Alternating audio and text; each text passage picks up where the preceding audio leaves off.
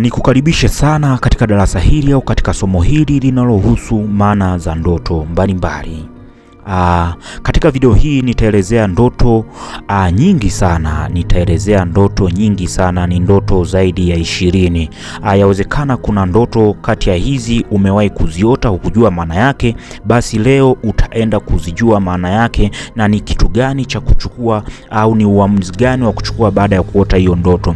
Ndoto si za kupuuza kwa sababu ni mawasiliano kati ya wewe na ulimwengu wa roho. Kwa haitakiwi kupuuza ndoto. Leo utaenda kuona maana ya ndoto mbalimbali na jinsi gani haga zinakuwa zinaathiri katika maisha yetu ya kawaida. Bila kupoteza muda, basi tuingie moja kwa moja katika somo letu, tuingie moja kwa moja katika darasa letu. Tuanze kabisa na ndoto ya mbwa. Kuota mbwa ina maana nzito sana ya kinabii. Kwa kawaida mbwa huchukuliwa kama rafiki wa karibu wa mwanadamu na wanahusishwa na uaminifu, ulinzi na mwongozo, lakini maana ya kinabii ya mbwa katika ndoto inategemea na kile ulichokiota. Kwa mfano, si jambo jema unapoota mbwa anakufukuza. Hii inaonyesha kuwa kuna mtu anapanga shambulio dhidi yako. Inaweza kuwa ni mtu ambaye unamjua. Anaweza kuwa ni mbwa mwitu aliyevaa ngozi ya kondoo, mtu wa karibu anayezijua siri zako. Mathayo 7:6 inasema msiwape mbwa kilicho kitakatifu, wasije wakageuka na kuwalalua. Mbwa anapokufukuza huenda usijue anemwakilisha. Hivyo ni muhimu kuomba Mungu afichue kila rafiki msaliti. Pia unapaswa kuwa mwaminifu na siri za maisha yako. Si kila anayekutabasamia, si kila mtu ambaye anakuchekea basi anakupenda. Mbwa anabweka ni ishara ya king'ola au ni ishara ya kiroho ambayo Mungu anakuonya juu ya hatari iliyo mbele yako. Ikiwa mbwa anakuongoza ni ishara ya ulinzi na mwongozo wa Mungu katika maisha yako. Nadhani hapa utakuwa umeelewa vizuri maana ya ndoto ya mbwa. Ndoto ya pili ni kuota kuhusu rangi ya njano. Maana ya kinabii ya kuota rangi ya njano ni uponyaji na uapisho. Ikiwa umepitia usaliti au kuvunjika moyo na unapata shida kupona na kusonga mbele, ndoto hii ni unabii unaothibitisha kuwa uponyaji wako unakaribia kuanza. Hii haimaanishi itatokea yenyewe. Ni mwito wa ufahamu kuwa uponyaji utatokea ikiwa wewe mwenyewe utaruhusu. Huenda ukahitaji kuwasamehe wale uliowaumiza na kutafuta msamaha kwa wale ulioumiza. Katika sala ya Bwana Yesu alisema tusamehe dhambi zetu kama tunavyowasamehe waliotukosea. Kwa kweli inaweza kuwa vigumu kuachilia, lakini ni hatua ya lazima kwa uponyaji wako. Rangi ya njano pia inaashiria mwanga unaobubujika ndani yako, ukijaza roho yako na mtazamo chanya na kukuhimiza kuona changamoto kama fursa za kukua katika maisha yako. Inaweza pia kuwa ishara ya ufunuo ya ukuaji wa kiroho. Omba kila siku kwa ajili ya roho ya hekima na ufunuo kama ilivyotajwa katika kitabu cha Waefeso 1:17 ukisoma mpaka ile 18. Tuingie katika ndoto ya tatu. Ndoto ya tatu ni kuota uko kwenye nyumba au shule ya zamani. Hii ndiyo imekuwa ni ndoto ambayo inakuwa inawasumbua wengi. Utakuta mtu anaota yupo shuleni ili hali alimalizaga zamani, au yupo kwenye nyumba ya zamani, zile nyumba za zamani. Ndoto hii mara nyingi huwakilisha roho ya kurudishwa nyuma, backwardness au kudumaa.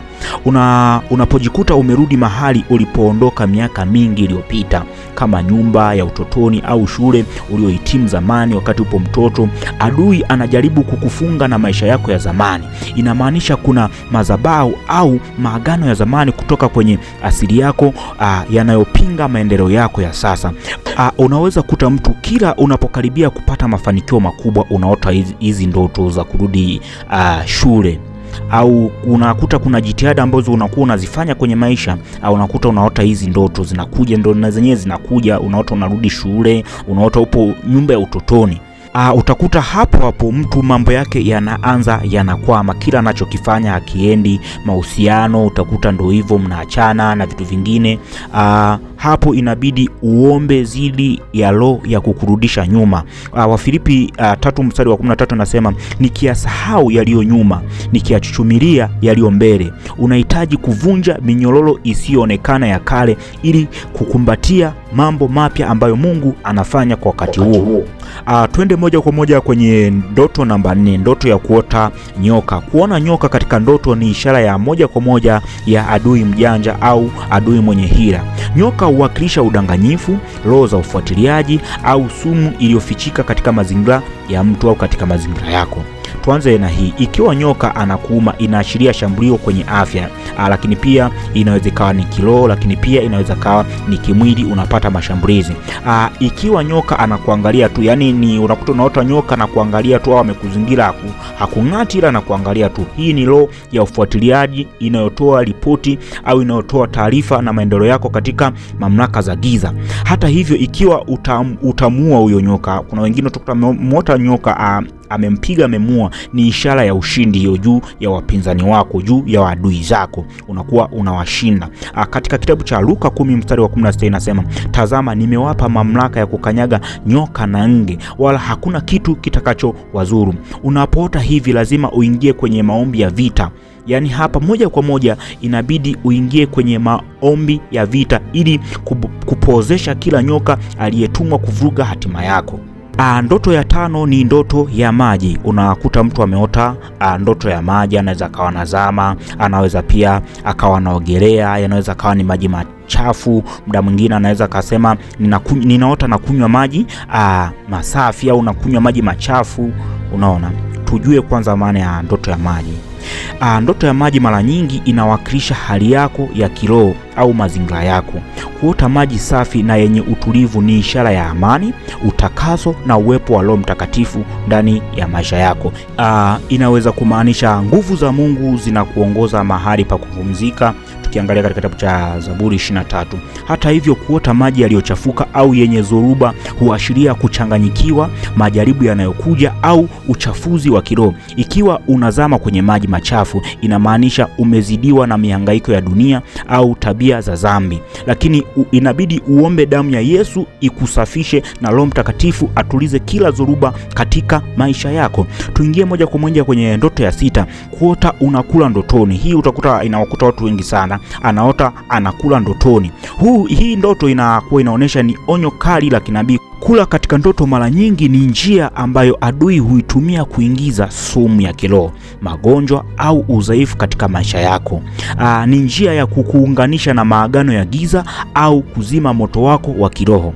Watu wengi huona kuwa baada ya kula ndotoni, maisha yao ya maombi yanashuka, au unakuta mtu alikuwa anaimba vizuri, anamtumikia Mungu vizuri, lakini baada ya hizi ndoto anashuka, ile huduma yake inaanza inashuka.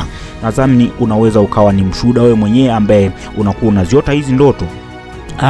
Katika Mathayo 13:25 inasema, lakini watu walipolala, adui yake akaja akapanda magugu katikati ya ngano.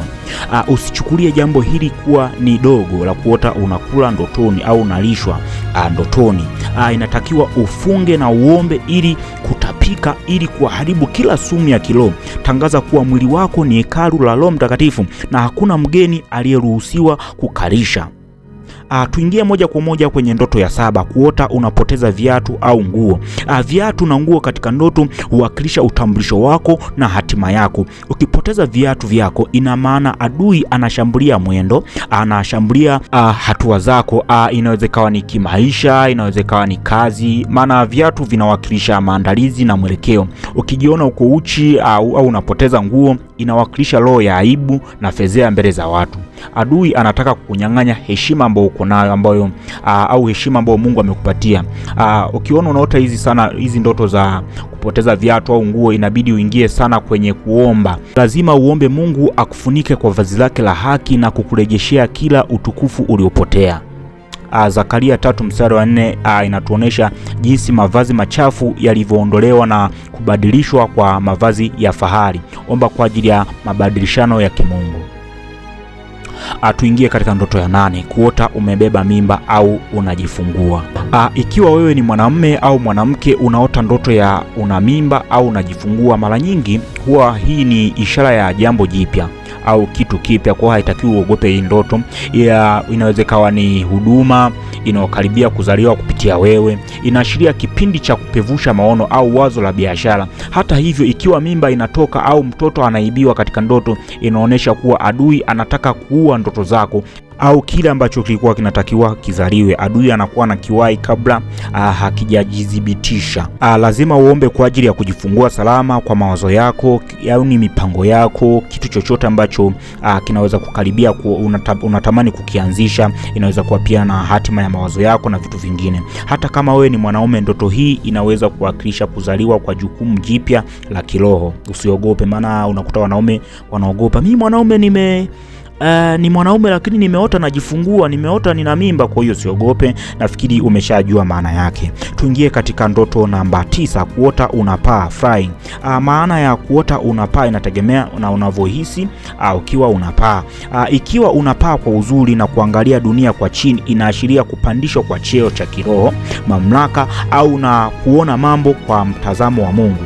Inaweza ikamaanisha kwamba unainuka juu ya matatizo yako au shida zako, unaanza unazishinda. Lakini ikiwa unapaa huku unafukuzwa au unapaa kwa shida na kubaki hewani, inaweza kuwakilisha kwamba ni zoruba za kishirikina au unajaribu kutatua matatizo yako mwenyewe bila nguvu za Mungu au bila msaada wa Mungu. Katika kitabu cha Isaya 40 mstari wa 31 inasema, wale wamngojao Bwana watapaa juu kwa mabawa kama tai. Omba Mungu ili uendelee kubaki juu, ubaki juu kiroho na kimwili, na uwe imara katika imani yako.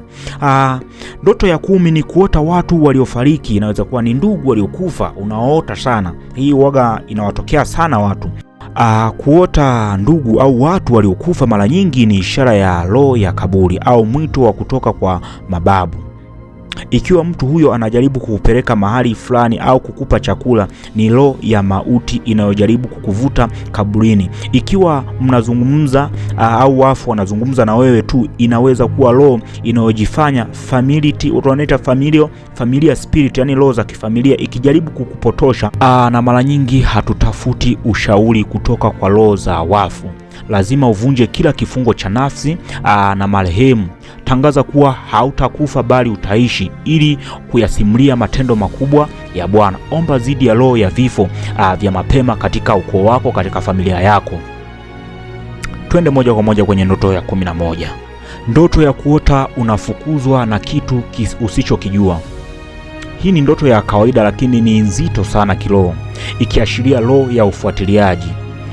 Unapofukuzwa na usione uso wa anayekufukuza, yani utakuta tu unafukuzwa ila huoni anayekufukuza, inawakilisha nguvu za asili au vivuli vya kifamilia vinavyojaribu kukamata hatima yako. Ni ishara kwamba kuna nguvu kutoka kwenye maisha yako ya zamani au ukoo wako ambazo hazitaki utoke kwenye msimu wako mpya.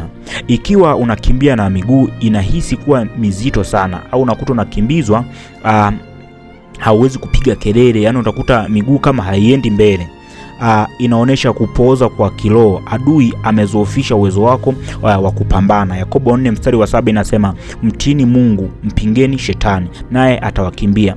Lazima uache kukimbia kiroho, geuka na uanze kukabiliana na vivuli au kivuli chochote kwa moto wa Roho Mtakatifu. Omba ardhi ifunguke na kuwameza wale wanaokufuata au wale wanaokukimbiza kama ilivyomezwa kwa jeshi la Farao. Lakini pia tuingie kwenye ndoto ya 12. Kuota unapoteza pochi au pesa. Pesa katika ndoto sio tu fedha taslimu au soshi. Hizi hela ambazo tunazishika inawakilisha fadhila zako, baraka zako na kibali chako cha kiroho. Kuota unapoteza pochi au kuibiwa ndotoni ni ishara ya uvujaji wa kiroho. Inamaanisha kuna mharibifu anayefanya kazi katika maisha yako. Unaweza kuwa unafanya kazi kwa bidii lakini unakuta pesa zako zinaingia kwenye mifuko iliyotoboka. Hagai 1 mstari wa 6. Ndoto hizi mara nyingi huwa inakuwa ni onyo kwamba adui anaiba thawabu zako au anajaribu kukuingiza katika roho ya umaskini na madeni. Lazima uombe Mungu akupe urejesho. Simama kwenye ahadi ya Yoeli 2:25 ambapo Mungu anaahidi kurejesha miaka iliyoliwa na nzige. Amuru kila mwizi wa kiroho arejeshe mara 7 kile kilichoibiwa kwenye afya yako, biashara yako na furaha yako, hata katika mahusiano yako na chochote ambacho unakuwa unakifanya. Tuingie katika ndoto namba 13. Ndoto namba 13 ni kuota unapanda mlima au kilima kikali. Ndoto hii inawakilisha safari yako ya kuelekea malengo yako na kimo chako cha kiroho. Ikiwa unapanda njia inakuwa ni ngumu sana, inaonyesha kuwa hatua ya sasa ya maisha yako inahitaji uvumilivu mkubwa, au inamaanisha kupandisha kwako cheo kunahitaji hakutakuja kirahisi. Lakini pia hii ndoto inawezekana ukifika kileleni, yani ukiota hii ndoto unapanda mlima, umefika kileleni, umefanikiwa, umefika kileleni. Hii inakuwa ni ishara kubwa sana ya ushindi, au unakuwa umeshavuka vizingiti. Lakini ukianguka au ukikata tamaa, lakini pia inakuwa inaonyesha kuwa ni ishara ya uwezekana ni kama ni ugonjwa unaweza kuwa unakuja karibu, au mafanikio yako yanapokaribia malengo lakini hayatimii, huwa ndio inakuwa inaonyesha hiyo. Unakuta unapanda mlima, unakuta unakata tamaa njiani au malizi. Katika Zaburi 121 mstari wa kwanza nasema, nitainua macho yangu nitazame milima, msaada wangu utatoka wapi?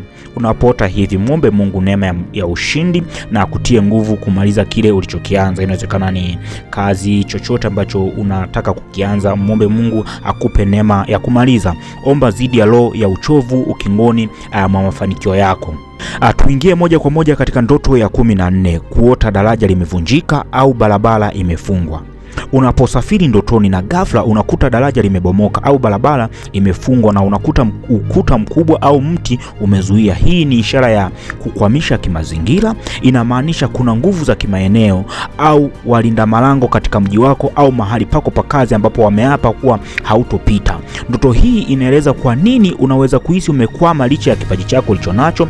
Adui hutumia vizuizi hivi vya kiroho kuchelewesha kufika kwako kwenye nchi ya ahadi. Lazima uwe tingatinga la kiroho. Mika 2:13 inasema, yeye apasuaye amepanda mbele yao, amepasua wakapita mlangoni. Omba upako wa mpasuaji uvunje kila lango la shaba na kukata mipango ya chuma iliyozuia maendeleo yako, iliyozuia kufanikiwa kwako. Tuingie moja kwa moja katika ndoto namba 15, kuota matunda. Yanaweza kawa matunda yaliyoiva au matunda yaliyooza.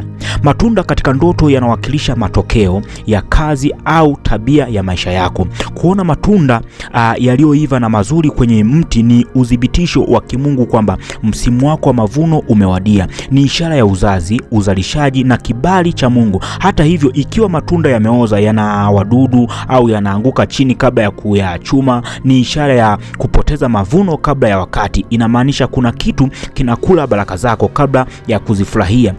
Katika Malaki 3 mstari wa 11 Mungu anaahidi kumkemea mharibifu kwa ajili yenu, naye hata haribu matunda ya nchi yenu. Tumia andiko hili kuomba zidi ya roho ya uharibifu na kazi isiyo na faida katika maisha yako.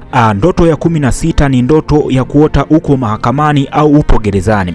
Ukijikuta unahukumiwa mahakamani au umefungwa gerezani, inaashiria misingi ya kisheria ambayo adui anaitumia zidi yako. Hii mara nyingi hutokea pale unapokuwa una dhambi isiyotubiwa, au unakuwa upo na laana au agano la asili linalompa shetani haki ya kukushtaki wewe. Adui mara nyingi ni mshtaki. Ukifuatilia katika Ufunuo 12:10, ikiwa upo gerezani, maendeleo yako yanazuiliwa, una uwezo. Hii inamaanisha una uwezo lakini huna uhuru wa kutumia huo uwezo wako. Lazima utumie damu ya Yesu inayonena mema kuliko damu ile ya Habili. Omba kuachiliwa huru kimungu. Muombe Roho Mtakatifu afichue mlango wote ambao adui au shetani anakuwa anautumia kama msingi wa kisheria kukuweka wewe kwenye kifungo cha kiroho, kisha ufunge kwa toba na nguvu ya msalaba. Ndoto namba 17 ni kuota meno yanang'oka. Hii ni ndoto mahususi sana ambayo mara nyingi inahusiana na nguvu lakini pia inahusiana na mamlaka. Ukiona meno yanang'oka, ina maana unapoteza ujasiri. Katika roho, meno hutumika kutafuna na kuchakata habari au kuzungumza kwa mamlaka. Kupoteza meno kunaweza kuwakilisha unapoteza ushawishi wako katika eneo fulani, au unakosa ujasiri au huna nguvu ya kubadilisha hali fulani. Katika baadhi ya muktadha wa kinabii inaweza pia kuwakilisha kuwa ni onyo la kumpoteza mtu wa familia au nguzo ya msaada katika maisha yako. Lazima uombe urejesho wa nguvu zako za kiroho. Muombe Mungu afanye upya ujana wako kama tai. Zaburi 103 mstari wa 5. Omba dhidi ya kila roho ya udhaifu inayojaribu kukufanya upoteze sauti yako au uwezo wako wa kusimama imara. Ndoto ya 18 ni kuota nyumba inaungua, au unakuta unaota nyumba ya jirani yako inaungua au nyumba yako inaungua.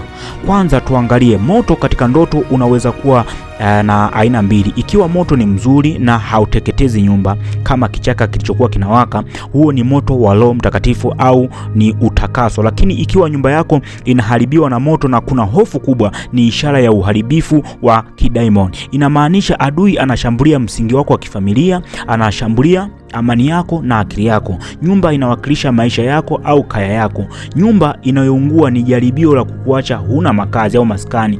Kiroho lazima utangaze damu ya mwanakondoo juu ya kaya yako au juu ya familia yako. Amuru kwamba hakuna silaha itakayofanyika dhidi yako itakayofanikiwa. Omba mvua ya mbinguni izime kila moto ambao adui ameuwasha dhidi ya familia yako au dhidi ya kazi yako. Ndoto ya 19 ni ndoto ya kuota mvua na mafuriko. Utakuta unaota mvua inanyesha, inaweza kawa ndogo, inaweza kawa kubwa, unaota mafuriko yanazosha mpaka nyumba.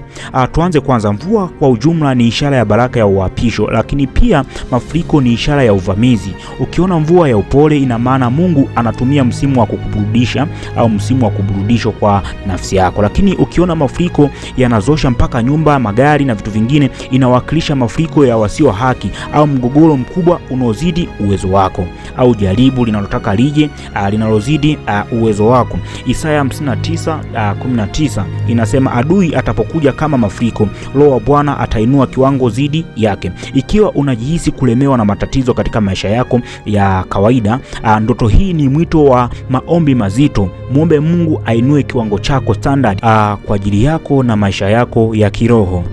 Lakini pia omba kwa mafuriko ya matatizo yasikugharikishe, hata kama yatakuja yasikugharikishe, na kwamba utasimama imara juu ya mwamba wa kale. Ndoto ya 20 ni kuota harusi na mavazi ya bibi harusi. Wengi utakuta naota anafunga harusi au amevaa mavazi ya bibi harusi. Ukijiona unaolewa au kuwa ndotoni, lazima uwe mwangalifu sana. Ikiwa mazingira ni ya giza au humjui bwana harusi au bibi harusi humjui, mara nyingi hiyo ni intention ya mke au mme wa kiroho, wanaita spiritual spouse. Hii ni roho inayodai umiliki juu yako ili kukuzuia usioe au kuolewa katika maisha halisi au katika maisha haya ya ulimwengu wa kimwili au katika ndoa yako ambao uko nayo. Hata hivyo, ikiwa harusi ni ya utukufu na inawakilisha muungano wa Kristo, ni ishara ya agano jipya au kiwango kipya cha ukaribu wa kati ya wewe na Mungu. Ikiwa unahisi ni mke au mme wa kiroho, lazima utumie upanga wa Roho Mtakatifu au upanga wa kiroho kukata kila kifungo kisichokuwa cha kimungu. Tangaza kuwa umeolewa na Yesu, na kila mkataba mwingine wa kiroho ni batili kwa damu ya Yesu Kristo.